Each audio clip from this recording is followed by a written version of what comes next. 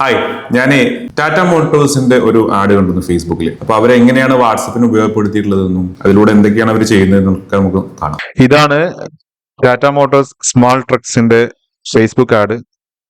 നമ്മൾ ജസ്റ്റ് ഇതിലൊന്ന് ക്ലിക്ക് ചെയ്ത് കഴിഞ്ഞാൽ ഈ ഒരു വാട്സപ്പ് ബട്ടണിൽ ക്ലിക്ക് ചെയ്ത് കഴിഞ്ഞാൽ നമ്മുടെ ഒരു വാട്സപ്പിലേക്ക് പോകും. എന്നിട്ട് അവിടെയാണ് അതിന്റെ മറ്റുള്ള കാര്യങ്ങളെല്ലാം നടക്കുന്നത്. അപ്പോ അതിലൊരു പ്രീ ഫിൽഡ് ആയിട്ടുള്ള ഒരു കോൺവെർസേഷൻ സ്റ്റാർട്ട് എന്നുള്ള രൂപത്തിലൊരു മെസ്സേജ് ഉണ്ട്.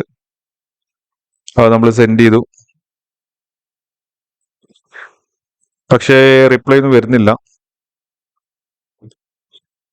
അപ്പോ അവര് ജസ്റ്റ് ഒരു എന്തോ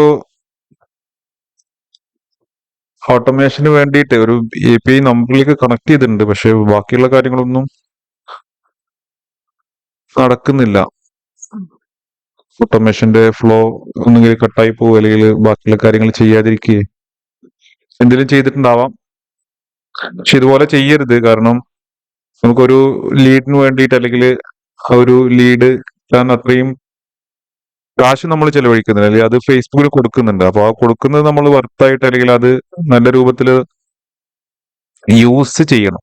ഇതിന്റെ ഫുൾ വീഡിയോ നമ്മുടെ യൂട്യൂബ് ചാനലുണ്ട്, കയറി കാണാം. ചാനലിന്റെ ലിങ്ക് നമ്മുടെ ബയോയിലുണ്ട്. Thank you so much.